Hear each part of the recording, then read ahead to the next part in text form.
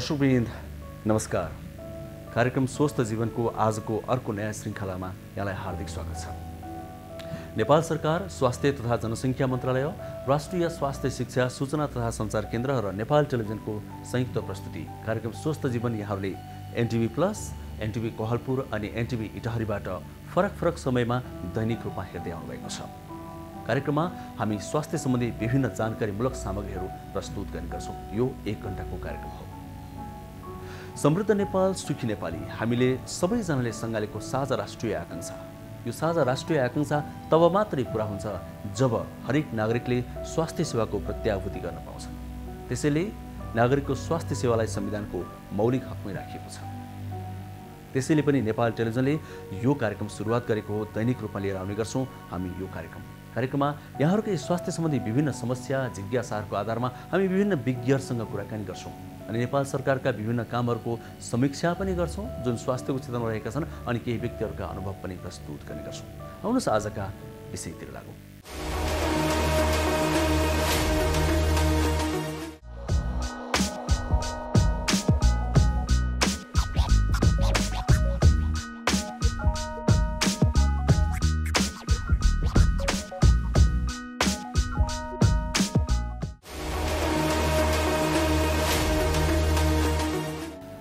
दर्शकवृन्द, जब corona भाइरसको यो संसारमा प्रवेश भयो तब हरेक क्षेत्रहरू यसबाट प्रभावित हुन थाले।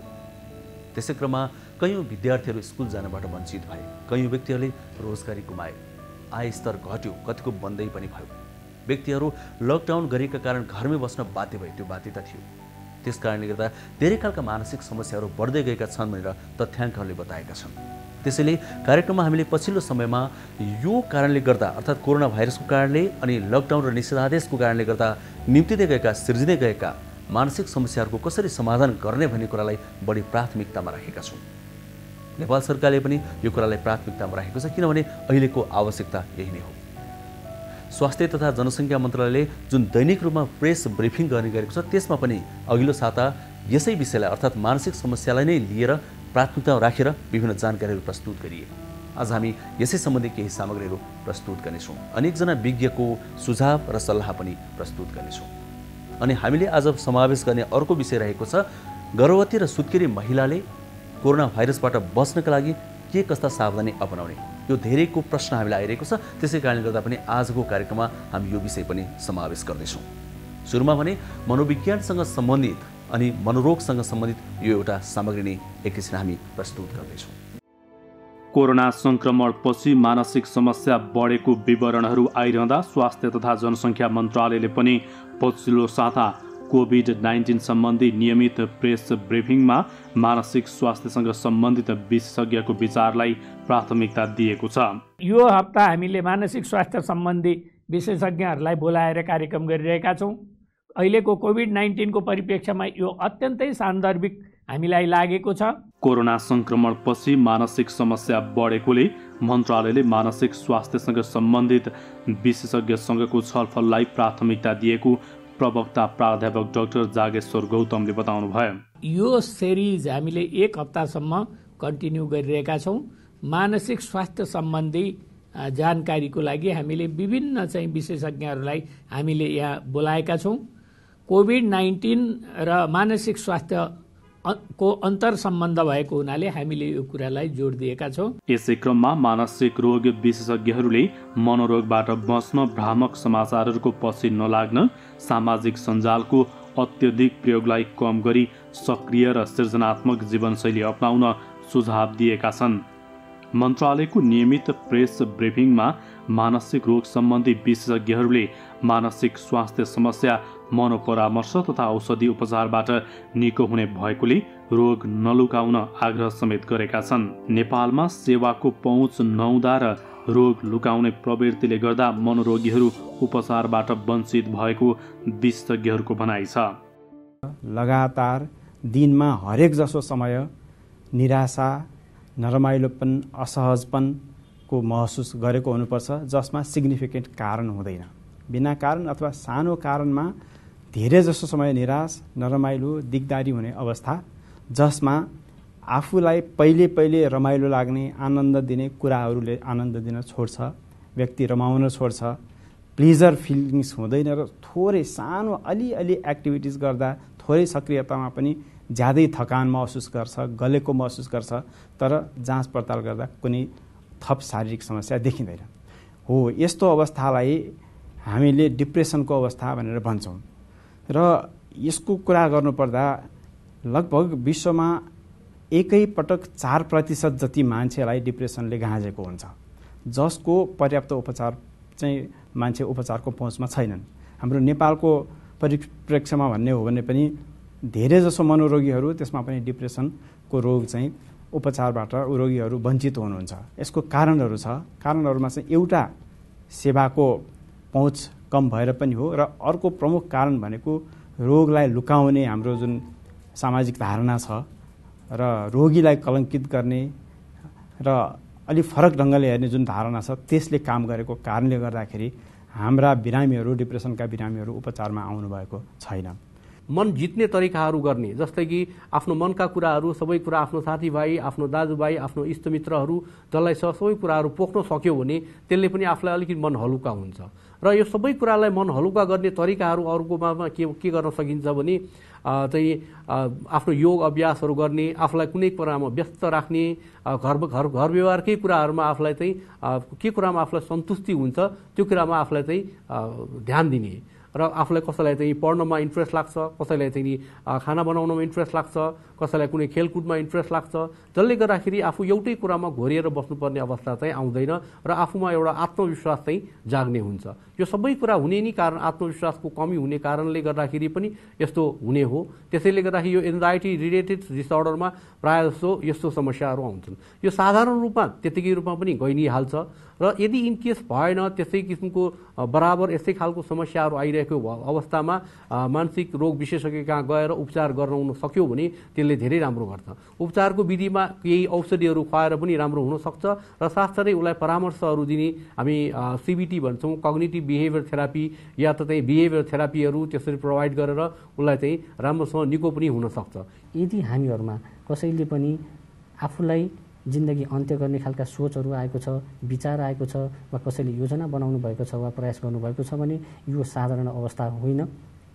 यस भनेको मानसिक स्वास्थ्य समस्याको उपज हो। यसका लागि हामीले समयमै आवश्यक सेवा लिनुपर्ने हुन्छ। अहिलेको समयमा हामीले विभिन्न खालका क्राइसिस हेल्पलाइनहरू पनि सञ्चालनमा रहेका छन्। विशेष गरी त्रिभुवन विश्वविद्यालय मनोचिकित्सा विभागले अहिले हालसालै एउटा सुसाइड हटलाइन सञ्चालनमा ल्याएको छ। 1660012166 तथा नेपाल मानसिक अस्पताल पाटन मेन्टल हस्पिटलबाट पनि 1166 यो 4 डिजिटको एउटा हटलाइन सर्भिसलाई चाहिँ हिजोबाट सञ्चालनमा ल्याइएको छ। यदि कुनै पनि व्यक्तिलाई यस्तो खालको सोचहरू आएको छ, विचार योजना वा प्रयास आएको छ भने उहाँले अहिले चाहिँ आफैले घरमै बसेर पनि निष्क्रिय रूपमा यस्ता खालका हेल्पलाइनहरूबाट चाहिँ सहयोग लिन सक्नुहुन्छ।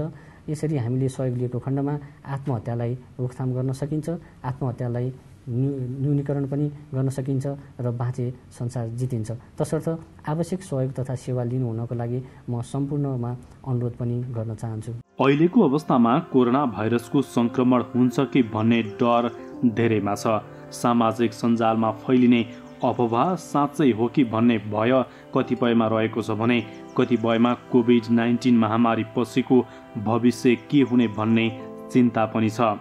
यस्तो बेलामा सामाजिक सञ्जालमा धेरै सक्रिय नहुन, अनावश्यक समाचारहरूलाई बेवास्ता गर्न र आधिकारिक सूचनाहरू मात्र लिन विज्ञहरूले सुझाव दिएका छन्। परिवारसँग समय व्यतीत गर्न र किताबहरू पढ्न उनीहरू सुझाव दिन्छन्। अहिलेको अवस्थाले बालबालिकालाई पनि मानसिक असर पुर्याउने सम्भावना रहेकोले त्यसतर्फ पनि ध्यान दिनुपर्ने उनीहरूको भनाइ छ। मानसिक समस्याको कारणहरू बालबालिकामा एक त यो कोभिड-19 सँग जोडिएका त्रास, चिन्ता, तनाव नै हो पहिलो कुरा। र दोस्रो कुरा भनेको चाहिँ पारिवारिक वातावरण र समुदायको वातावरण अथवा होम इन्भाइरोमेन्ट अथवा कम्युनिटी इन्भाइरोमेन्ट भन्दछौँ। त्यसमा चाहिँ किनकि अहिले विद्यालयहरू सबै बन्द भएको अवस्था छ, त्यसले गर्दाखेरि अधिकांश बालबालिकाहरू चाहिँ आफ्नो अधिकांश समय चाहिँ आफ्नो घर परिवार तथा समुदायमा बिताइरहेका हुन्छन्। त्यसैले घर परिवारमा भएको त्यस्तै गरी र समुदायमा भएका चिजहरूले चाहिँ बालबालिकाहरूको मानसिक स्वास्थ्यमा असर पारिरहेको हुन्छ, किनकि बालबालिकाहरूले प्रत्यक्ष रूपमा आफ्ना अभिभावकहरूलाई पीर भएका आत्तिरहेका देखिरहेका हुन्छन्। त्यस्तै समुदायमा घटेका घटनाहरू जस्तै हिंसा लान्छना भेदभावहरू देखिरहेका हुन्छन् र त्यस्तै गरेर समुदायमा भएको अथवा घरभित्र भएको जस्तै सुनेका समाचारहरू कोरोना संक्रमित अथवा मृत्यु भएका कुराहरूले पनि असर पारिरहेको हुन्छ। र अब यसमा अभिभावकमा भएको चिन्ता पीरहरू के हुन् भन्दाखेरि यसमा चाहिँ एक त कोभिड-19 रिलेटेड चिन्ता नै हो भने अर्को चाहिँ यो लकडाउनले निम्ताएका समस्याहरू हुन्, जस्तै जागिर गुमाउनु, व्यवसायमा कमी आउनु, घरेलु हिंसा बढ्नु अथवा लागु पदार्थ दुर्व्यसनमा चाहिँ को शिकार हुनु, यी कुराहरूले चाहिँ बालबालिकाहरूको स्वास्थ्यमा चाहिँ मानसिक स्वास्थ्यमा असर पुर्याइरहेछन्। अब यी त स्वास्थ्यमा समस्या देखा परेका लक्षण कारणहरू भए, त्यस्तै गरेर बालबालिकाहरूको मानसिक स्वास्थ्यमा समस्याहरू भएका कसरी थाहा पाउने त, लक्षणहरू के हुन् भन्दाखेरि चाहिँ साधारणतया बुझ्दाखेरि 3 किसिमले देखा पर्छन्। एक त हामीले इमोसनल सिम्पटम्स भन्छौँ अथवा भावनात्मक लक्षणहरू, दोस्रो शारीरिक लक्षणहरू अथवा फिजिकल सिम्पटम्स, तेस्रोमा बिहेभियरल सिम्पटम्स अथवा आनी बानीमा परिवर्तन भन्दछौँ। र नम्बर 1 मा जुन अघि मैले भने इमोसनल सिम्पटम्स अथवा भावनात्मक लक्षणहरूमा जस्तै बच्चाहरू धेरै तर्सिने, आत्तिने, डराउने, उदास भएर बस्ने, चिन्तित देखिने यी लक्षणहरू हुन्। र त्यस्तै शारीरिक लक्षणहरूमा टाउको दुख्ने, पेट दुख्ने, त्यस्तै गरेर शरीरको कुनै अङ्गहरू दुखेको कुराहरू गर्ने, त्यस्तै गरेर मुर्छा पर्ने, सास फेर्नु गाह्रो हुने अथवा शरीरको अङ्गहरू अथवा शरीर कमजोर भएर गएको जस्तोको लक्षणहरू चाहिँ देखा पर्न सक्छ। र यसमा चाहिँ अभिभावकले के बुझ्नु एकदमै जरुरी छ भने बच्चाहरू अथवा बालबालिकाहरूमा चाहिँ प्रायः जसो यो तनावहरू भएको बेलामा चाहिँ उनीहरूले चाहिँ इमोसनल सिम्पटम्स भन्दा पनि बढी फिजिकल सिम्पटम्स अथवा शारीरिक समस्याहरू लिएर चाहिँ प्रस्तुत गरिरहेको हुन्छ। त्यही भएको हुनाले कुनै पनि बच्चाले अथवा बालबालिकाले मलाई टाउको दुख्यो, पेट दुख्यो भन्यो भने शारीरिक स्वास्थ्यलाई त ध्यान दिनै पर्यो, त्यो बाहेक मानसिक समस्या त होइन भनेर एकचोटि हामीले ध्यान दिनै पर्छ। र त्यस्तै गरेर आयो अर्को भनेको बिहेभियरल सिम्पटम्स अथवा आनी बानीमा परिवर्तन, जस्तै एकदमै रिसाएर लडीबडी गर्ने, ओछ्यानमा पिसाब फेर्दिने, त्यस्तै गरेर अटेरी हुने, जिद्दी गर्ने, भनेका नमान्ने, र अर्को चाहिँ भनेका दुर्व्यसनमा पर्ने, लागु पदार्थको सेवनहरूमा लाग्ने, त्यस्तै गरेर आफूलाई हानि नोक्सानी पुर्याउने कामहरू पनि हुनसक्छ। र यी कारणहरूले लक्षणहरू भए बिहेभियर सिम्पटम्सहरू। र अहिले देखिएको चाहिँ यो इन्टरनेटको सहजीकरणले गर्दाखेरि भएर हो बच्चाहरूले प्रायः जसो चाहिँ ग्याजेट्सहरूमा, ल्यापटप, मोबाइलहरूमा, ट्याब्लेटहरूमा चाहिँ बढी मात्रामा समय बिताइरहेको हुनाले त्यसले गर्दाखेरि चाहिँ इन्टरनेट एडिक्सन अथवा इन्टरनेट दुर्व्यसनीको जोखिम पनि उत्तिकै बढेको छ। त्यसको साथसाथै आफूलाई हानि नोक्सानी गर्ने अथवा लागु पदार्थको सेवनहरूमा पनि जोखिम त्यत्तिकै बढेको छ। यी भए लक्षणहरू जुन चाहिँ हामीले ध्यान दिनुपर्ने लक्षणहरू।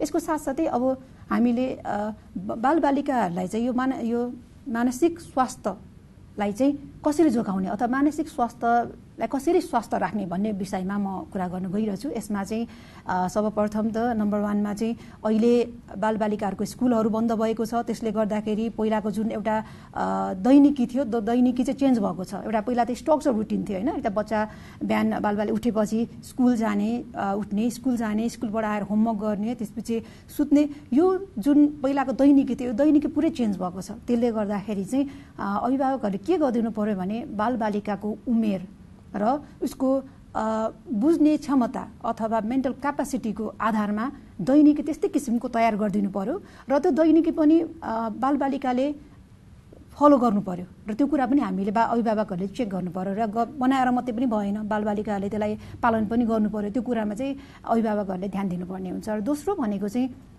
बालबालिकाहरूलाई चाहिँ घरभित्रको इन्डोर गेम्सहरूमा चाहिँ हामीले प्रोत्साहन गर्न सकिन्छ। जस्तै घरभित्र लुडो, चेस, क्यारम बोर्डहरू खेल्ने प्रोत्साहन गर्न सकिन्छ भने त्यस्तै गरेर आफ्नो बालबालिकाहरूको इच्छा अनुसार, रुचि अनुसार, कसैलाई नाच्नुमा इन्ट्रेस्ट होला, कसैलाई गीत गाउनुमा त्यस्तै रुचि होला, कसैलाई पेन्टिङ गर्नुमा रुचि होला, कसैलाई कथा भन्नुमा रुचि होला। उहाँ र बालबालिकाहरूको रुचि अनुसार पनि उनीहरूको त्यसलाई पनि हामीले इन्करेज गर्न सकिन्छ। र अर्को भनेको चाहिँ बालबालिकाहरूलाई आफूले सक्ने उनीहरूको उमेर उपयुक्त घरको काम काजमा पनि हामीले इन्करेज गर्न सकिन्छ। कोरोना महामारीले बालबालिका तथा ज्येष्ठ नागरिकमा मानसिक रोगको समस्या बढ्दै गएको विज्ञहरूको भनाइ छ। कोरोना त्रास बढ्दै गएपछि कोरोना लाग्छ कि भन्ने चिन्ता भइरहने भन्दै उनीहरूले चिन्ता कम गर्न विभिन्न क्रियाकलाप गर्नुपर्ने बताएका छन्। दीर्घरोगी नियमित औषधि सेवन गर्ने मानिसमा चिन्ता, त्रास र मानसिक समस्या बढेको विज्ञहरूको भनाइ छ। खान मन नलाग्ने, निन्द्रा नलाग्ने जस्ता समस्या पनि मानसिक रोगको समस्या भएको उनीहरूको भनाइ छ। हामी सबैलाई थाहा छ कि मेडिकल साइन्सले अहिले प्रगति गरेसँगै हाम्रो औषध आयु पनि बढेको छ। सो हाम्रो लन्जिभिटी जुन छ त्यो पहिलाभन्दा केही वर्षले बढेको छ। त्यो सँगसँगै हाम्रो उमेर बढे सँगसँगै हाम्रो जुन एउटा यो रोग प्रतिरोधात्मक क्षमता हुन्छ त्यसमा कमी आउँछ। हामी शारीरिक रूपले, मानसिक रूपले केही न केही हाम्रो युवा अवस्थाभन्दा अलिकति हामी कमजोर हुन्छौँ। यो कमजोर भइसकेपछि चाहिँ हामीलाई शारीरिक रोग र सँगसँगै मानसिक रोग पनि लाग्न सक्ने सम्भावना बढेर जान्छ। अब यो महामारीको बेलामा यसै पनि सबैलाई एउटा अन्यलको माहौल छ, सबैलाई एउटा डर छ, त्रास छ, के हुने हो भनेर हामीलाई एउटा सर्टेन छैनौँ हामी के हुन्छ भनेर। अब जुन हाम्रो यो ज्येष्ठ नागरिक वर्ग हुनुहुन्छ, उमेर अलिकति बढिसकेको 60-65 वर्षभन्दा माथिको मान्छेहरू जुन हुनुहुन्छ, उहाँहरूलाई चाहिँ के पनि थाहा हुन्छ भने हामीलाई चाहिँ सङ्क्रमण हुने सम्भावना बढी छ। हामी एकदम संवेदनशील, अति नै संवेदनशील हामी वर्ग हो भनेर पनि थाहा हुन्छ र हामी यो इन्फेक्सनको लागि भलनरेबल छौँ भनेर पनि थाहा हुन्छ। त्यो थाहा भएपछि उहाँहरूको मनमा जुन एउटा डर हुन्छ, त्रास हुन्छ, त्यो बढ्छ। अब डर त्रासको हामीले कुरा गर्दाखेरि चाहिँ नि के कुराको डर, के कुराको त्रास भनेर कुरा गर्दाखेरि एउटा चाहिँ अब भनौँ न आफ्नो ज्यानको नै अब हामीलाई इन्फेक्सन होला, अब इन्फेक्सन भएर म मरुला भन्ने एउटा डर हुन्छ भने अर्को सँगसँगै चाहिँ नि मेरो नजिकको मान्छे इन्फेक्सन लागेर मैले गुमाउनु पर्ने हो कि भनेर पनि एउटा त्रास हुन्छ। अब त्यो सँगसँगै अर्को त्रास चाहिँ नि अब कहिलेकाहीँ हामीले यो कोभिडको महामारीमा इन्फेक्सनमा के देखेको छौँ भने धेरै जसो चाहिँ नि हामीलाई लक्षण नभइकन पनि हामी इन्फेक्सन लिएर हामीसँग इन्फेक्सन हुन्छ।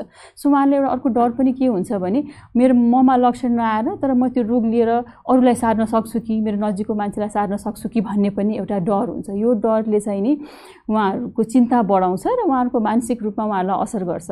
त्यसले गर्दाखेरि चाहिँ के पनि देखिन्छ भने चाहिँ नि अब आफ्नो स्याहार सुसार राम्रोसँग नगर्ने, अब होस् त नि अब यस्तै हो, अब औषधि पनि नखाने, जुन नर्मल पहिलादेखि सधैँ खाइरहेको औषधिहरू हुन्छ त्यो औषधिहरू पनि नखाने, आफ्नो सेल्फ केयर नगर्ने, त्यस्तो पनि देखिन्छ। अब यो चिन्ता, यो डर, यो त्रास बढ्दै गएपछि चाहिँ नि यसले एउटा रोगको रूप लिन्छ।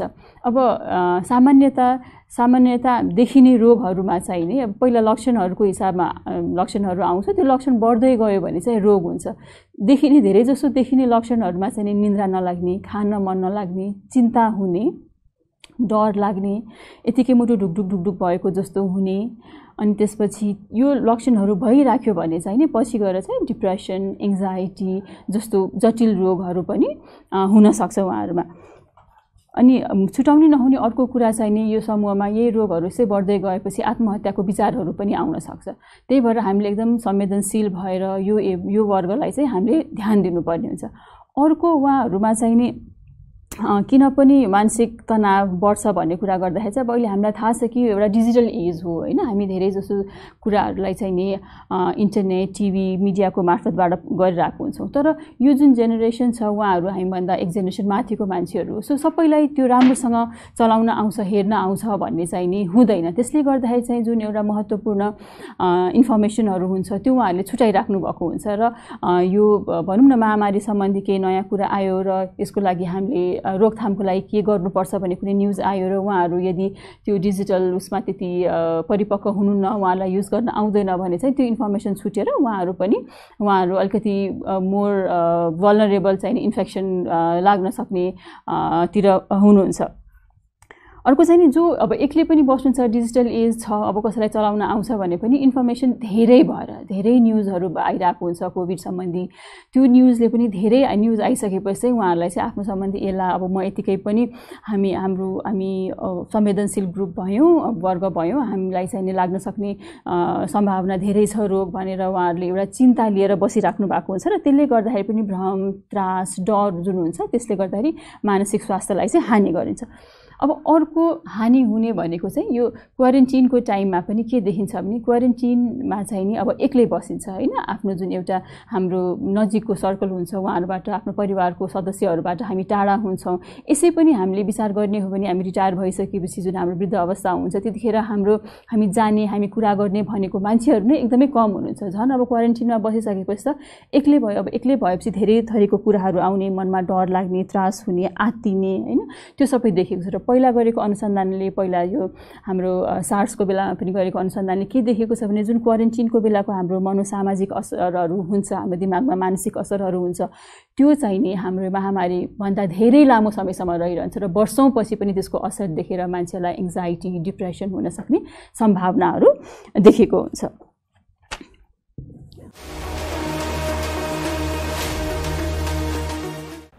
नमस्ते, म डाक्टर राजु पङ्गेनी, म छाती रोग विशेषज्ञ।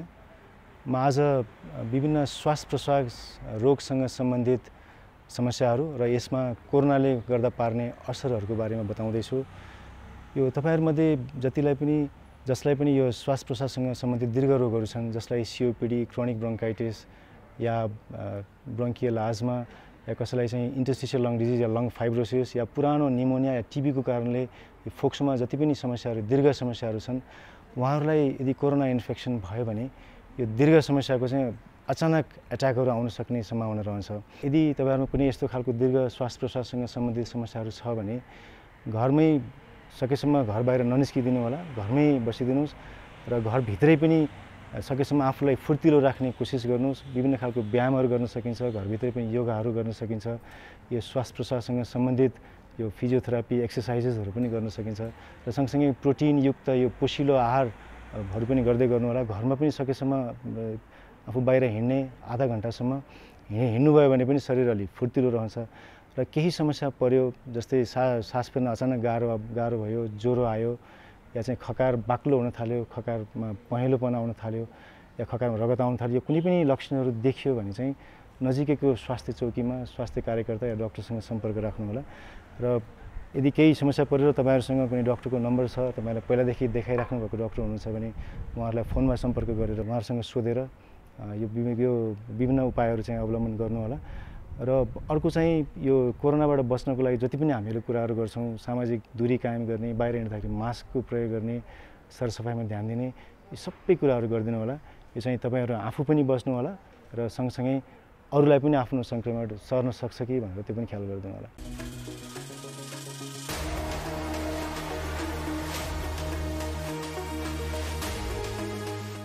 कार्यक्रम स्वस्थ जीवन हरेक दिन एनटिभी प्लसबाट बिहान 7 बजेदेखि 8 बजेसम्म र पुनः साँझ 5 देखि 6 बजेसम्म, एनटिभी कोहलपुरबाट दिउँसो 1 देखि 2 बजेसम्म र एनटिभी इटहरीबाट दिउँसो 2 देखि 3 बजेसम्म प्रसारण हुने गरेको छ। स्वास्थ्य सम्बन्धी यहाँहरूको कुनै जिज्ञासा वा समस्या भएमा हामी सम्बन्धित विज्ञहरूबाट समाधान खोजी कार्यक्रममा प्रसारण गर्नेछौँ। हामीलाई सम्पर्क गर्ने माध्यमहरू यस प्रकार छन्: फोन, SMS तथा भाइबरको लागि 9843 52 93 97, इमेल swasthjivan@ntv.org.np। यस कार्यक्रमको बारेमा आफ्नो सल्लाह, सुझाव र प्रतिक्रिया पनि यहाँहरूले यिनै मार्फत दिन सक्नुहुनेछ। साथै कार्यक्रममा के कस्ता सामग्री, विषय वा विज्ञ समेट्नु पर्ला भन्ने विषयमा पनि सुझाव दिन सक्नुहुन्छ। कार्यक्रम यहाँहरूले सामाजिक सञ्जाल मार्फत पनि हेर्न सक्नुहुन्छ। YouTube Nepal television, mobile application Nepal television, Facebook facebook.com/neptv2041।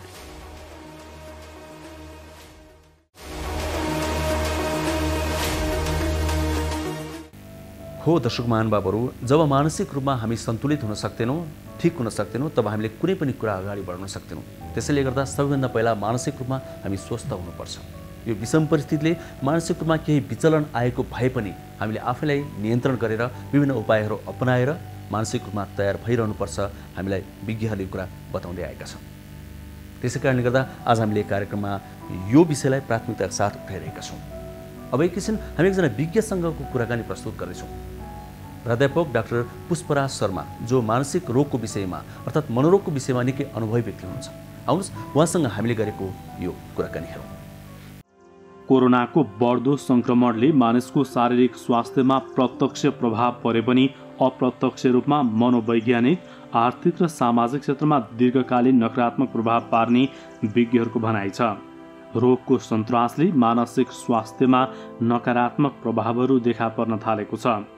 रोजगारी गुमेर जीविकोपार्जनको लागि समस्या बन्दै गएको कोरोना सङ्क्रमण र त्यसको प्रभाव सम्बन्धी सञ्चार माध्यममा आउने सूचनाका कारण मानिसहरू हतोत्साही बन्दै गएका, पारिवारिक झगडा र आत्महत्याका घटना बढ्न थालेको विज्ञहरूको भनाइ छ। अर्कोतर्फ बालबालिकामा मनोवैज्ञानिक त्रासका कारण सृजनशीलतामा कमी आई सामाजिक विकासमा गम्भीर समस्या देखिन सक्ने विज्ञहरूको भनाइ छ। कोरोनाका कारण मानसिक स्वास्थ्यमा परेको प्रभाव कम गर्न अवलम्बन गर्नुपर्ने उपायहरूबारे मानसिक रोग विशेषज्ञ प्राध्यापक डाक्टर पुष्प प्रसाद शर्मासँग हामीले संवाद गरेका छौँ। केही व्यक्तिहरूलाई चाहिँ नि यो जुन कोरोनाको डर छ नि, डर त्यो चाहिँ नि यो कोरोना भन्दा पनि बढी देखिया छ। त्यसैले यो डर नै एउटा समस्या भएर आउँछ कि भन्ने मात्रै हो भविष्यमा। त्यसैले यसमा चाहिँ अलि पहिलेदेखि नै हामी सचेत हुनुपर्छ र पछि हुन सक्ने समस्याहरू जस्तै कि यसबाट हुने मानसिक स्वास्थ्यमा असरहरू जुन पछि देखिन सक्छ त्यसमा पनि अहिलेदेखि नै हामी सचेत हुनुपर्ने देखिएको छ। मुख्य कुरा त यो चेतना नै हो कि मानसिक स्वास्थ्य भने के हो, कसरी यसलाई हामीले चाहिँ ह्यान्डल गर्ने, कसरी यसलाई हामीले मतलब इफेक्टिभ रूपमा यसको यसलाई सामना गर्ने, त्यो सब कुराहरू एकदमै महत्त्वपूर्ण छ। र सबभन्दा त यो जुन कोरोनासँगको डर चाहिँ अलि बढी डर भयो यो रोगसँग। यो महामारीको बेलामा बच्चा, वृद्ध अनि वयस्क हरेकलाई फरक फरक किसिमको समस्या हुन्छ या उहाँहरूलाई मानसिक समस्या एउटै प्रकारको हुन्छ, कस्तो छ? हुन त यो इम्प्याक्ट जुन छ नि, असर त उस्तै होला, तर देखिने लक्षण चाहिँ फरक हुनसक्छ। मानसिक स्वास्थ्यको समस्या आउँदाखेरि बच्चाहरूमा पनि विभिन्न उमेरका ग्रुपका उमेर हुन्छ नि का चाहिँ नि समूहहरूलाई विभिन्न प्रकारको चाहिँ नि लक्षणहरू देखिन्छ। त्यस्तै वयस्कहरूलाई, किशोर किशोरीहरूलाई उनीहरूलाई फेरि अर्को किसिमको लक्षणहरू देखिन्छ र वृद्धहरूलाई अर्को किसिमको लक्षण देखिन्छ। त्यसैले असर एउटै हो, मानसिक स्वास्थ्यमा भनौँ न रोग एउटै हो, तर लक्षण फरक हुनसक्छ। किनभनेदेखि त्यो हार्मोनल लेभल, त्यो प्रायोरिटी भयो, मनोसामाजिक अवस्था भयो, यी सब कुराहरू यो सबै ग्रुपहरूमा विभिन्न समूहहरूमा फरक छ। त्यसैले उनीहरूको लक्षण पनि फरक देखिन सक्छ। पहिला हामीले बच्चाहरूलाई चाहिँ सबैजनासँग घुलमिल गर्ने अनि बाहिर जाने, बाहिर गएर खेल्ने, सबैजनासँग बोल्ने, उहाँहरूलाई बोलाउने, यस्तो किसिमले बालबच्चाहरूलाई सम्झाउँथ्यौँ। तर अहिले त्यसको ठ्याक्कै उल्टो, बच्चाहरूलाई चाहिँ हामीले बाहिर नजाऊ, कसैसँग भेटघाट नगर, भित्रै बस, अरूसँग खेल्न नजाऊ, अरूलाई नबोलाऊ भन्छौँ। यसले उनीहरूको मानसिक स्वास्थ्यमा प्रभाव पर्दैन? अवश्य पनि, किनभने यो त हामी परिवर्तित समय र साथै एकदमै अर्कै परिस्थितिमा गएको छौँ नि। यो सधैँ भइराख्ने परिस्थिति होइन, यो विषम परिस्थिति हो एक किसिमले भन्ने हो भने। यो परिस्थितिमा अब उनीहरूलाई बाहिर नजाऊ मात्रै भन्ने होइन कि बाहिर किन नजाऊ भन्ने होइन। र अहिले हामी किन साथीभाइहरूसँग भेट हुँदैन भने कि साथीभाइहरूसँग भेट हुने नै खराब हो, त्यो नभनिकन अलि विस्तृत रूपमा उनीहरूलाई सम्झाउने कि अहिलेको यो स्थिति छ, रोग सर्न सक्छ, त्यसैले अहिलेलाई हामीले बन्द गरेको हो र पछि जब यो रोग चाहिँ कन्ट्रोलमा आउँछ तब चाहिँ हामी फेरि पुरानै अवस्थामा फर्किन्छौँ भनेर उनीहरूलाई एक किसिमको चाहिँ हामीले जुन रेस्ट्रिक्सन पनि गऱ्यौँ, अर्को किसिमबाट हामीले एउटा खुला पनि गऱ्यौँ बाटो कि अब यो ठिक हुन्छ, ठिक भएपछि फेरि हामी पुरानो अवस्थामा, पूर्ववत अवस्थामा फर्किन सक्छौँ भनेर उनीहरूलाई अलिकति ढाडस पनि हुन्छ। हामी नजाऊ मात्रै भनेर अरू इन्फर्मेसन हामीले दिएनौँ, हामीले अरू सूचनाहरू बच्चाहरूबाट लुकायौँ भने चाहिँ त्यो फेरि उनीहरूलाई अचम्म हुनसक्छ र विशेष गरेर धेरै साना बच्चाहरूलाई चाहिँ नि त्यो कुरा हामीले विचार गर्नुपर्छ। यो कोरोना सङ्क्रमण भएकाहरूले होइन शारीरिक साथै मानसिक स्वास्थ्यको पनि उत्तिकै ध्यान दिनुपर्ने हुन्छ होइन। यो आइसोलेसन अनि क्वारेन्टाइनमा बसेकाहरूलाई मनोपरामर्शको आवश्यकता कतिको पर्छ? मलाई चाहिँ यसमा मेरो आफ्नै छ हेर्नुहोस्, किनभने क्वारेन्टाइनमा बसेकाहरू छन् अथवा चाहिँ नि आइसोलेसनमा बसेका छन्, अवश्य पनि दुईवटा कुरा भयो त्यहाँ। एउटा चाहिँ नि कोरोनाबाट सङ्क्रमित छु भन्ने भयो, अर्को चाहिँ नि फेरि झन् यसै नै वञ्चित उसमा बसेकोमा झन् आफ्नै परिवारहरूसँग वञ्चित हुनुभयो, त्यसको मानसिक स्वास्थ्यमा पर्ने असर त कुरै भएन होइन। तर यहाँ के छ भन्दाखेरि यो त्यो कि हामीले डिसाइड गर्नुभन्दा अगाडि हरेकलाई लगेर चाहिँ नि मनोपरामर्श दिनुभन्दा जो आइसोलेसनमा बसेका चिकित्सकहरू नर्सेसहरू छन् उनीहरूलाई नै ट्रेनिङ दिएर उनीहरूसँग कुरा गर्ने कसरी, उनीहरूको चाहिँ नि अलिकति भन्नु न तपाईँको मोरललाई अलिकति उनीहरूको भित्रको जुन आशाहरू छन् त्यसलाई कसरी हामीले वृद्धि गर्ने, त्यही कुराहरूमा हामीले ध्यान दिनुपर्ने जस्तो छ। परिवारजनहरूले पनि ओहो तिमीलाई त कोरोना लाग्यो भनेर एक किसिमको अर्कै जस्तो जाने कोरोना निको भएपछि त रुगाखोकी भन्दा नि हो नि, त खास केही पनि छैनन्। केही 1% हाम्रो नेपालमा त अझ 0.6 भन्ने कति छ, 1% 2%लाई मात्रै हो, बाँकीलाई त खासै त्यस्तो केही पनि हुँदैन, एकदम नर्मल सिम्पल रुगाखोकी जस्तै हो, भाइरस हो। त्यसैले त्यो किसिमबाट हामीले हेर्नुपर्छ कि गाउँ छिमेकदेखि लिएर समाजदेखि लिएर परिवारदेखि लिएर सबैजनाले काउन्सिलिङ गर्ने हो कि तिमी ठिक छौ, यो के होइन, यो भाइरस हो, तिमी ठिक भएर आइसकेका छौ भन्ने त्यो दिने। र अर्को कुरा जुन क्वारेन्टाइन छ, जुन हामी आइसोलेसन छ, त्यो पनि त पर्मानेन्ट होइन नि होइन, त्यो पर्मानेन्ट होइन। अब कसैलाई कोमोर्बिड छ जस्तै कि डायबिटिज छ, किडनीको डिजिज छ, लिभरको डिजिज छ, ऊ पहिले पनि त अस्पताल त बस्या होला नि त्यो उसमा, अब त्यसमा त हामीले आफ्नै किसिमबाट जानुपर्छ। तर जो स्वस्थ छ, जो आइसोलेसनमा छ, जो क्वारेन्टाइनमा छ भन्दाखेरि उनीहरूलाई हामीले उनीहरूको भित्रको जुन आत्मबललाई एकदम त्यसलाई इन्हान्स गर्नुपर्छ, त्यसलाई हामीले बढाउनलाई उपाय खोज्नुपर्छ। र यसमा सबैको उत्तिकै देन हुन्छ। कोही जो मानसिक रूपमा अलिक बढी नै प्रताडित फिल गर्छन्, आफूले फिल गर्ने हो त्यो होइन।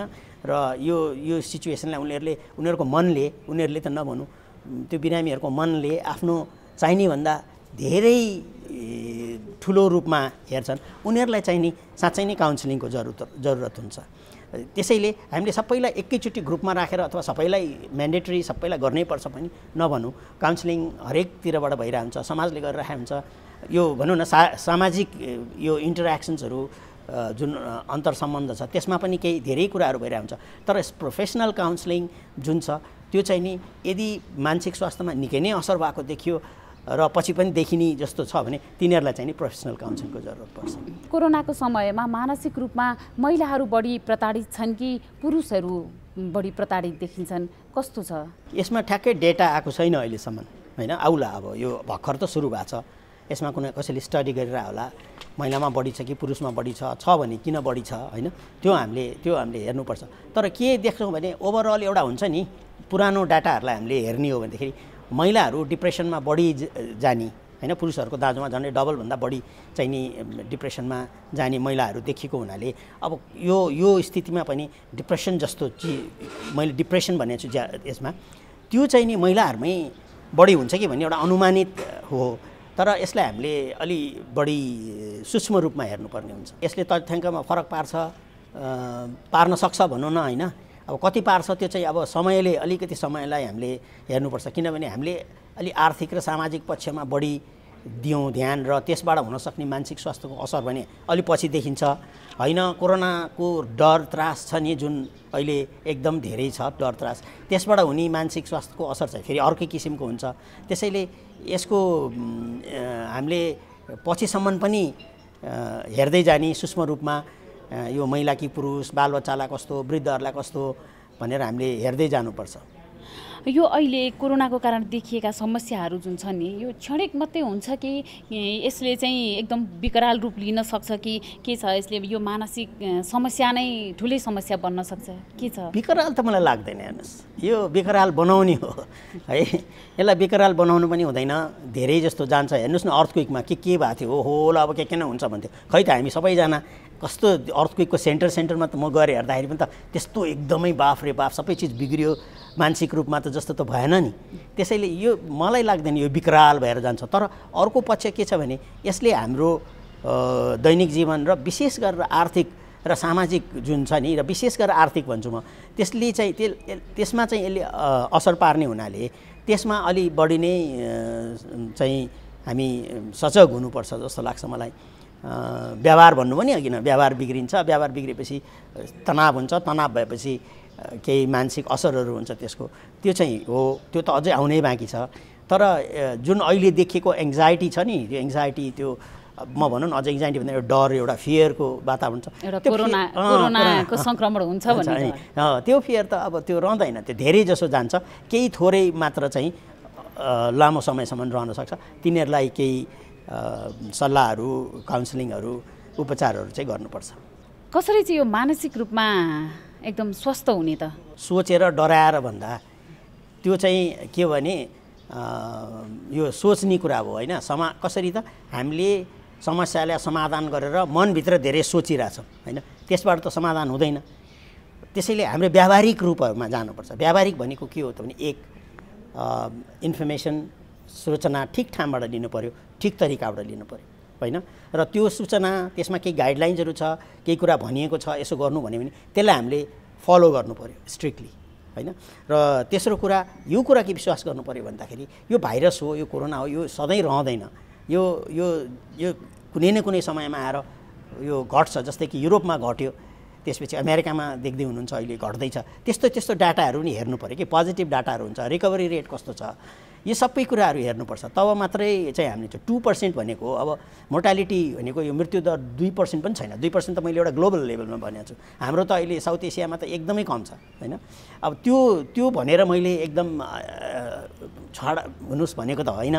तर हामीले जुन प्रिकसन्सहरूलाई फलो गर्नु भनेको छ त्यो त हामीले गर्नु पऱ्यो नि।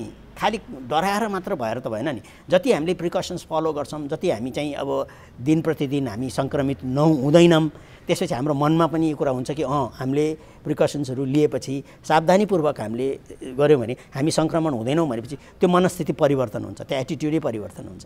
आत्महत्याको रेट पनि बढेको छ भनिन्छ होइन, के भन्नुहुन्छ यसमा? हामी कन्क्लुजनमा आउनको लागि यो 3 महिनाको डाटा ल यो बढी भयो भनेर हुँदैन। हामीले यो नेसन वाइड डाटा चाहियो र त्यो डाटा कम्पेयर गर्नु पऱ्यो होइन। र कोरोनाकै कारणले बढेको छ भन्ने पनि प्रुभ हुनु पऱ्यो नि होइन। त्यसैले यो आत्महत्याको डाटामा मेरो केही रिजर्भेसन्सहरू छ। र यो डाटा जबसम्म फाइनल हामीले एनालिसिस गर्दैनौँ र फेरि हामी समस्या के छ भन्दाखेरि नि हेर्नुहोस्, अब हामी इन्डिभिजुअली त हामी त्यो हेर्न सक्दैनौँ। उनीहरूको हाम्रो त्यति धेरै एक्सेस पनि छैन, त्यति धेरै मतलब यो ग्रासरुट लेभलमा गएर सबै कुराहरू एनालाइसिस गर्ने पनि हाम्रो त्यति स्रोतहरू छैन। त्यसले गर्दाखेरि किन आत्महत्या भयो भनेर एकैचोटि यो कोरोनासँग जोड्नु पनि त्यति समसामयिक हुँदैन।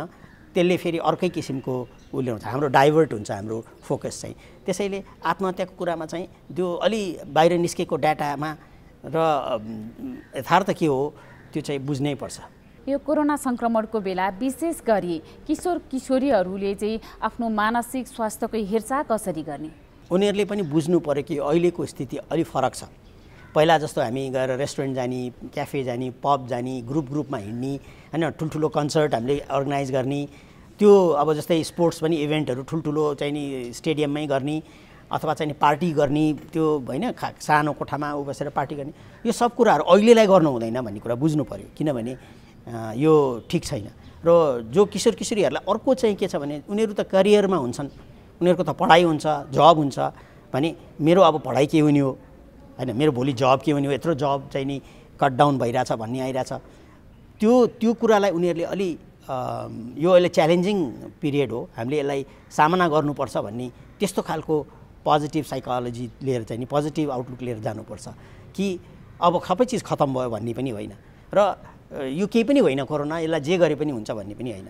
त्यसैले हामीले एउटा स्वस्थ खालको मनस्थिति बनाउनुपर्छ किशोर किशोरीहरूले कि हामीले जति अहिले अब एडुकेसनमा छ भने भर्चुअल जुन छ हामीले त्यसबाट केही फाइदा लिन सक्छौँ कि अथवा यही बेलामा हामीले केही अरू कोर्सहरू गर्न सक्छौँ कि यही बेलामा हामी किताबहरू पढ्न सक्छौँ अथवा हाम्रो जुन पहिलाको एक्टिभिटिजले हामीले कुनै अर्को क्रिएटिभ किसिमबाट च्यानलाइज गर्न सक्छौँ कि त्यो सब कुराहरू हामीले हेर्नुपर्छ। अर्को कुरा हामी जुन आफ्नो साथीभाइहरूसँग कन्ट्याक्टमा बस्छौँ नि त्यो पनि हामीले कन्टिन्यू गर्नुपर्छ किनभने फिजिकल डिस्टेन्सिङ हो, सोसियल डिस्टेन्सिङ त छैन। त्यसैले साथीभाइहरूसँग बस्ने कुरा गर्न सक्छ तर केही कुराहरूमा अहिले हामीले कम्प्रोमाइज गर्नुपर्ने हुन्छ। त्यो कुरा चाहिँ बुझ्नुपर्छ। अहिले हामीले कम्प्रोमाइज गर्न जानेनौँ भने फेरि भोलि हामीले दुःख पाउँछौँ र हामीले कम्प्रोमाइज गरेर हामीले गाइडलाइन्सहरूलाई फलो गरेर र भोलि ठिक हुन्छ। भोलि यो सधैँ रहँदैन। जब ठिक हुन्छ, जब सबै चिज राम्रो हुन्छ तब फेरि हामी पुरानै पूर्ववत अवस्थामा फर्किनु भनेपछि यो स्थितिलाई अब हामीले त्यसरी एकदम अब सबै चिज बिग्रियो, सबै चिज भत्क्यो भनेर हेर्न पर्ने जरुरी छैन। काठमाडौँभित्र काठमाडौँ बाहिरको जो आउन सक्दैनन् उनीहरूलाई कमसेकम टेलिफोनबाट वार्ता गर्ने, टेलिफोनबाट पनि कतिको काउन्सिलिङ गर्ने र यो अनलाइन काउन्सिलिङ भनेर पनि मैले सुरु गरेको छु, त्यो गरिरहेको छु मैले होइन। अब यो बाहेक अब सामाजिक संस्थाहरूबाट दिइने विभिन्न किसिमको कार्यक्रमहरूमा मानसिक स्वास्थ्यमा के कस्तो खालको असर परेको छ, यसबाट कसरी बच्ने भनेर यो वेबिनारहरू पनि छ, त्यसमा पनि मैले धेरै गरेको छु। तपाईँको यो जुन प्रोग्राममा म आएको छु अहिले आज पनि त्यसकै एउटा कडी नै हो होइन। यसै गरिकन मानिसहरूलाई हामीले एडुकेट गर्दै लैजाने हो र अलि तनावपूर्ण पनि स्थिति छ। त्यस्तो बेलामा जसले औषधि खाइराख्नु भएको छ उहाँहरूलाई केही अलि फरक महसुस हुनसक्छ अथवा पुरानो रोग बल्झेको जस्तो हुनसक्छ भने एकचोटि सल्लाह लिनुहोस्, औषधि बढाउनुपर्छ कि के गर्नुपर्छ, औषधि फेर्नुपर्छ कि त्यो भयो। अर्को चाहिँ नि जसले औषधि खाँदा छोड्नु भएको छ र बिचमा अलिअलि ठिक हुनुहुन्थ्यो तर अहिले सङ्क्रमणको कारणले फेरि बल्झ्यो रोग भने उहाँहरूलाई पनि म भन्छु आफ्नो साइकियाट्रिस्टमा फेरि एकचोटि गएर तपाईँ सल्लाह लिइहाल्नुहोस्, यसलाई यसै नछोड्नुहोस्। र जसलाई नयाँ सुरु भएको छ र त्यो नयाँ समस्या सुरु भएको छ र त्यो मानसिक स्वास्थ्यमा आएको समस्या चाहिँ नि तपाईँको दैनिक जीवनलाई धान्नलाई अति मुस्किल परिरहेछ भने त्यसमा पनि तपाईँहरू ढिला नगरिकन गएर सम्बन्धित चिकित्सकमा गएर सल्लाह लिइहाल्नुहोस् ताकि यो सबै कुराहरू समयमै होस् र अझै बढ्ने मौका नपाओस्। कोभिडकै कारण चाहिँ कस्ता खालका समस्याहरू आइरहेका छन् त अहिले? धेरै त एङ्जाइटी नै हो, एङ्जाइटी डिसअर्डर नै हो, डर भने न, डर त्रास लिएर आउँछन् उनीहरू। अब कतिपय त एङ्जाइटी हुँदैन, त्यो डर मात्रै हुन्छ, कोभिडको लागि मात्र, अरू चिजसँग केहीसँग डराएको हुँदैनन्, यही इन्फेक्सन होला कि भन्ने डर हुन्छ। अब कतिपय चाहिँ नि जेनरलाइज एङ्जाइटी डिसअर्डरै लिएर आउँछन्, कोभिडको पनि डर हुन्छ, अरूमा पनि डर हुन्छ, त्रास हुन्छ, निन्द्रा लाग्दैन। त्यसपछि दोस्रोमा चाहिँ डिप्रेसन चाहिँ अलि बढी देखिया छ यो कोभिड पछाडि डिप्रेसन देखिया छ र ठ्याक्कै डिप्रेसनसँग लिङ्क, कोभिडसँग नि लिङ्क चाहिँ एकदम ठ्याक्कै गर्न चाहिँ गाह्रो छ तर डिप्रेसनको केसेसहरू चाहिँ बढेको छ अलिकता केही। डाक्टर साहब यो तनाव व्यवस्थापन चाहिँ हामीले कसरी गर्ने?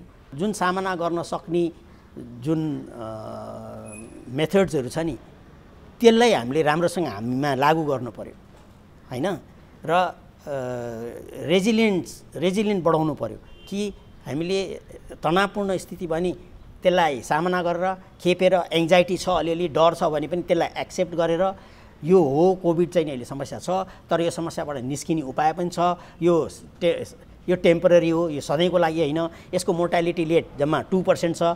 हामी कति रोगहरू छ जसको मोर्टालिटी रेट 10%, 15% हामी कम भन्थ्यौँ होइन। अब हामीले खै त त्यो बारेमा त हामीले कहिले सोचेनौँ त। हाम्रो अहिले कोभिड छ, एग्री, एकदमै यो अलिकता इन्फेक्सियस डिजिज पनि हो तर आखिर हामीले यसो हेर्ने हो भने मान्छेहरू त अरू रोगले बढी मरिरहेछन् नि होइन। यदि लाइफ टाइमको हेर्ने हो भने पनि क्यान्सरबाट, कार्डियोभास्कुलर डिजिजेसबाट, अरू रेस्पिरेटरी डिजिजहरू होइन, अरू डायबिटिज, हाइपरटेन्सनको कम्प्लिकेसन्सहरू, मेटाबोलिक सिन्ड्रोम्सहरू त्यसबाट त कति मान्छेहरू मरिरहेछन् तर के हामीले त्यत्तिकै सजग भएको छौँ त? यो पनि प्रश्न छ नि त एउटा होइन। हामी त्यसमा चाहिँ नि लापरवाही गर्ने, खानामा नि मतलब छैन होइन, के खाइरहेछौँ हामीलाई थाहा छैन, हामी व्यायाम गर्दैनौँ होइन, हामी चाहिँ नि पल्युसनमा चाहिँ नि हिँडिरहेछौँ। यहाँ पल्युटेड छ, हाम्रो एयर यति पल्युटेड छ काठमाडौँको, हामीलाई त्यसमा केही पनि मतलब छैन। त्यो त छ नि तर कोभिड एउटा विश्वव्यापी रूपमा महामारीको रूपमा आयो भनेर यही मात्रै छ भनेर सोच्ने त कुरा भएन नि। सजग भएर हामीले हेल्थको बारेमा सबै चिजको बारेमा सोच्यौँ भन्दाखेरि हामी अलिक बढी हेल्दी पनि हुन्छौँ। कोभिडले नै हामीलाई त्यति नराम्रोसँग इफेक्ट गर्न सक्दैन।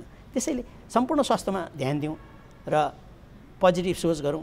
संसारमा रोग कोभिड मात्र होइन, अरू पनि छन्, तर हामीले कोभिडलाई चाहिने भन्दा बढी प्राथमिकतामा राखेर यसबाट बच्ने उपाय भन्दा नि यसबाट डराउने उपाय खोजिरहेछौँ। त्यो चाहिँ हामीले अलिकति सोच्नुपर्छ यो बारेमा चाहिँ। नमस्ते, म डाक्टर निपुञ्ज श्रेष्ठ, बालरोग विशेषज्ञ। अहिले यो कोभिड-19 इन्फेक्सनको जुन एउटा महामारी जुन सुरु भएको छ, यसमा चाहिँ बालबालिकाहरू पनि उत्तिमै जोखिममा छन्। हामीले बालबालिकाहरूलाई यो कोभिड इन्फेक्सनबाट जोगाउनु धेरै जरुरी देखिन्छ। अब बालबालिकालाई जोगाउनको लागि हामीले जुन ठुलो मान्छेहरूको लागि भन्छौँ त्यस्तै नै हो। मास्कको प्रपर युज हुनु पर्यो, हात टाइममा धोइराख्नु पर्यो, ह्यान्ड सेनिटाइजरहरू युज गरिराख्नु पर्यो, सोसियल डिस्टेन्स मेन्टेन गर्नु पर्यो, बच्चाहरू बाहिर गएर अरूसँग धेरै घुलमिल हुनु भएन, घरमै बसिराख्नु पर्यो। यति हामीले गऱ्यौँ भने हामीले बालबालिकाहरूलाई पनि यो कोभिड-19 को इन्फेक्सनबाट बचाउन सक्छौँ। यो भन्दै बच्चाहरू जब घरमा हुन्छन् उसलाई घरमा चाहिँ एउटा ह्याप्पी इन्भाइरोमेन्ट पनि हामीले राखिदिनु पर्यो। बुवा आमाले बच्चालाई के गरेर खुसी राख्न सकिन्छ हैन, उसको इन्ट्रेस्ट के छ, म्युजिक गर्न चाहन्छ कि आर्ट गर्न चाहन्छ कि कुनै खेल घरभित्रै खेल्न चाहन्छ कि, त्यो सबमा बुवा आमा पनि इन्भल्भ भएर उसलाई चाहिँ खुसी राख्न सक्नुभयो भने उसलाई यो सिनारियो जुन अहिले कोभिड सिनारियो छ त्यसबाट हामी सुरक्षित राख्न सक्छौँ र उसको मानसिक र शारीरिक विकासमा पनि हामी मद्दत गर्न सक्छौँ जस्तो चाहिँ हामीलाई लाग्छ। हस्, धन्यवाद।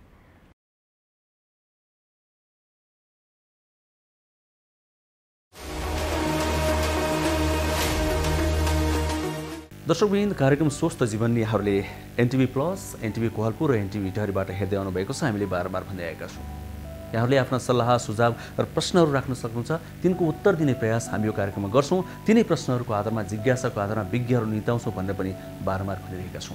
यहाँले टेलिफोन गर्न सक्नुहुन्छ, हामीलाई एसएमएस गर्न सक्नुहुन्छ, इमेल गर्न सक्नुहुन्छ, भाइबर मार्फत जोडिन सक्नुहुन्छ। विभिन्न उपायहरू छन्, हामीले स्क्रिनमा ती उपायहरू देखाइरहेका छौँ। आउनुहोस् अब अर्को विषयमा प्रवेश गरौँ। कोरोना भाइरसको सङ्क्रमण बढेसँगै धेरै समस्याहरू निम्तिरहेका छन्। स्वास्थ्यमा यसले प्रत्यक्ष असर पारिरहेको छ। त्यसमा मारमा परिरहेका, असरमा परिरहेका व्यक्तिहरू भनेका गर्भवती महिला अनि सुत्केरी महिलाहरू पनि हो।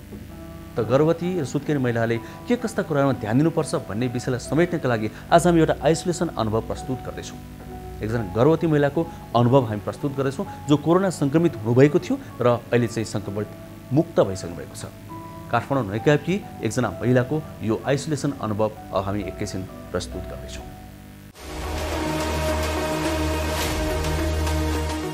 जुन गर्भवती अवस्था भनेको एक किसिमको हुन्छ नि, एउटा शारीरिक र मानसिक रूपमा पनि एउटा परिवर्तन हुने एउटा जुन समय रहन्छ। त्यो समयमा म चाहिँ आफ्नो घर परिवारको साथ र सहयोग पाउनुपर्ने मान्छे होइन, अवस्था होइन, त्यो जुन महिला भएको महिला र तर यो अवस्थामा चाहिँ म एक्लै हस्पिटलमा त्यसरी एज अ कोभिड पोजिटिभ पेसेन्टको रूपमा हस्पिटलमा एक्लै बस्नु पर्दाखेरि एक किसिमको हुन्छ नि एक्लो महसुस जस्तो चाहिँ भएको थियो। त्यही पनि अब हस्पिटलमा जुन वाइफाईहरू जडान गरिएको थियो त्यो भएको हुनाले पनि आफ्नो घर परिवारसँग भिडियो च्याटको मार्फत आफ्नो घर परिवारको साथ र सहयोग चाहिँ मैले पाइ नै रहेको थिएँ।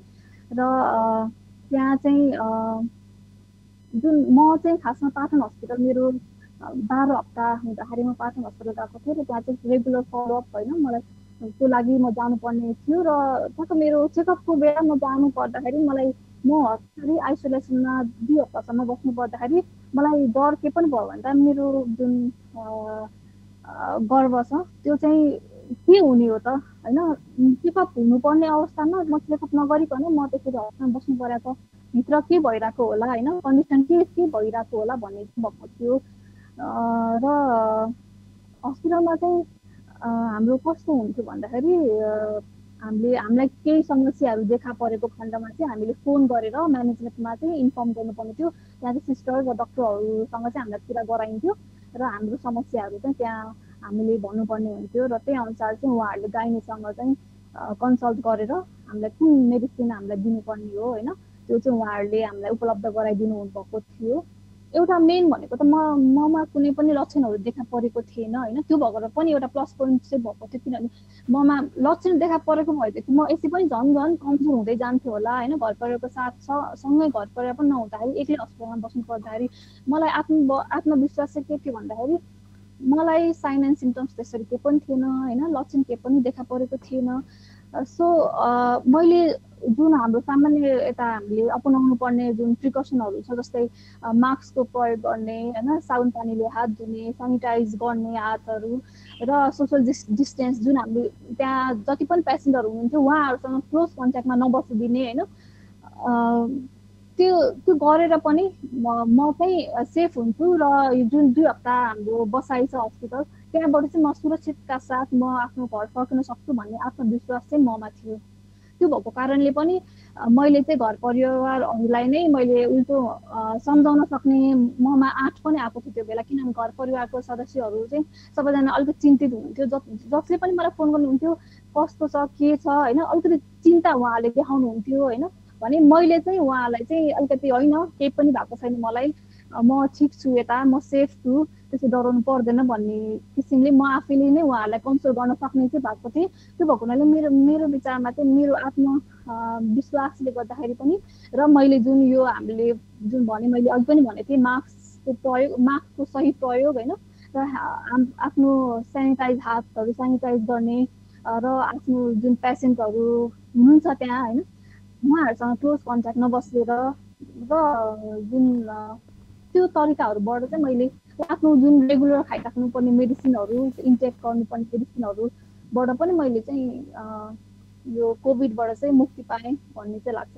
अरू जति पनि महिला दिदीबहिनीहरू हुनुहुन्छ जो गर्भवती हुनुहुन्छ उहाँहरूलाई चाहिँ म के सुझाव दिन चाहन्छु भने सकेसम्म बाहिर अनावश्यक रूपमा बाहिर नजाउँ होइन, बाहिर नजाउँ। अनि हामीहरूले यदि जानै परेको खण्डमा हामी अब रेगुलर रूपमा फलोअपमा हस्पिटलहरू गइराख्नु पर्ने अवस्था आउँछ, त्यो अवस्थामा पनि हामीले सही तरिकाले मास्कहरूको प्रयोग गरौँ, साबुन पानीले हात धुने गरौँ होइन, अनि त्यसपछि जुन सेनिटाइजरहरूको प्रयोग गर्नेदेखि लिएर सोसल डिस्टेन्सहरू मेन्टेन गर्ने। हस्पिटलमै हामी जाँदाखेरि आफ्नो चेकअपको लागि जाँदाखेरि पनि अरू गर्भवती महिलाहरू अथवा अरू मानिसहरूसँग सँगसँगै क्लोज कन्ट्याक्ट गरेर सँगै नबस्ने, अलिकति टाढा डिस्टेन्स मेन्टेन गरेर बस्नेदेखि लिएर उहाँहरूले चाहिँ के पनि गर्नुपर्ने हुन्छ भन्दाखेरि आफूलाई चाहिने न्युट्रिसन होइन, हामीले घरमा खाने जुन दैनिक खानेकुराहरूमा पनि पोसिलो खानेकुराहरू बढी मात्रामा सेवन गर्नुपर्ने पनि हुन्छ, किनभने यो अवस्थामा उहाँलाई यसै पनि खानाको रुचि भइरहेको हुँदैन र अलिकति खानेकुरामा पनि हेलचेक्राइ गरिएको खण्डमा चाहिँ उहाँहरूलाई जुन इम्युनिटी पावर चाहिँ झन् कमजोर हुँदै जान्छ र त्यसले गर्दाखेरि उहाँहरूलाई अझ कोभिडको सङ्क्रमण हुने चान्सेस अलिकति बढी नै हुन्छ। त्यो भएको हुनाले खानेकुराहरूमा पनि ध्यान दिनुपर्ने हुन्छ र डक्टरहरूले जुन दिनुभएको सल्लाह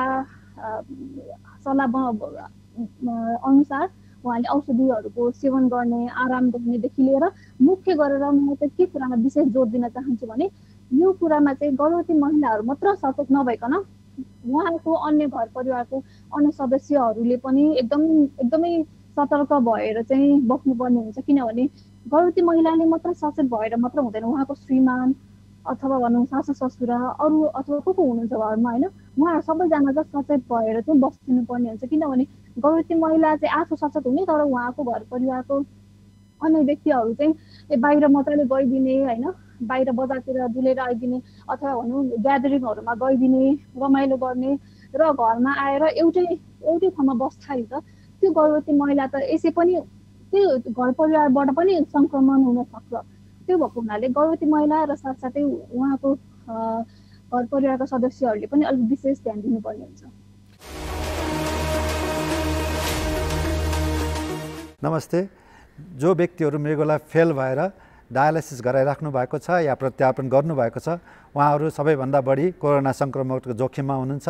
कृपया तपाईँहरू अस्पतालमा डायलाइसिसमा जाँदाखेरि अति उच्च सावधानी अपनाइदिनु होला, सामाजिक दूरी कायम गरिदिनु होला र आवश्यकभन्दा बढी व्यक्ति या अस्पताल कर्मचारीहरूसँग सम्पर्कमा नआइदिनु होला र घरमा फर्केपछि पनि आफ्नो परिवारसँग सामाजिक दूरी कायमै राखिदिनु होला। त्यसै गरी प्रत्यारोपणको व्यक्तिहरू पनि अनावश्यक रूपमा अस्पताल जाने या घरमा भिडभाड गरेर नबस्ने होला। तपाईँहरूलाई सङ्क्रमणको उच्च जोखिम छ र यसबाट बच्नुहोस् र सबैलाई बचाइदिनुहोस्।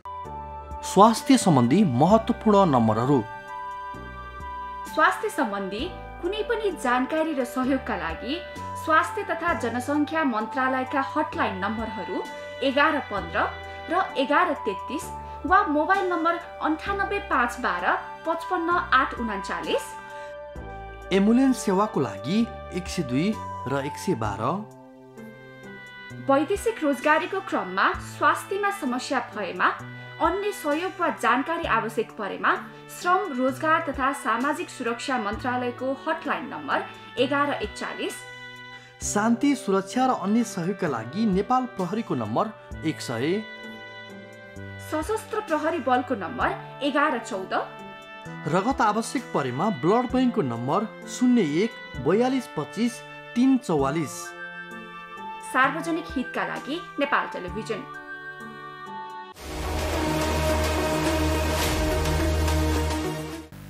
दर्शकबिन, हामी कार्यक्रमको अन्तिम आइसकेका छौँ। समय सकिन आँटेको छ। 1 घण्टा पनि थोरै लाग्छ यस्ता महत्त्वपूर्ण विषयमा कुराकानी गर्दा। हामी दैनिक आउँछौँ, भोलि पनि आउँछौँ। NTV plus, NTV Kohalpur, NTV इटहरीबाट अहिले जुन समयमा हेरिरहनु भएको छ यही समयमा भोलि पनि हेर्न सक्नुहुन्छ। अर्को कुरा, युट्युब लगायतका सामाजिक सञ्जालहरूमा पनि हामी छौँ। नेपाल टेलिभिजनको मोबाइल एप्लिकेसनमा पनि हेर्न सक्नुहुन्छ, वेबसाइटमा पनि हेर्न सक्नुहुन्छ। हामीले ठेगाना स्क्रिनमा दिइरहेका छौँ। प्रश्नहरू पनि राख्न सक्नुहुन्छ, यो पनि बारम्बार भनिरहेका छौँ।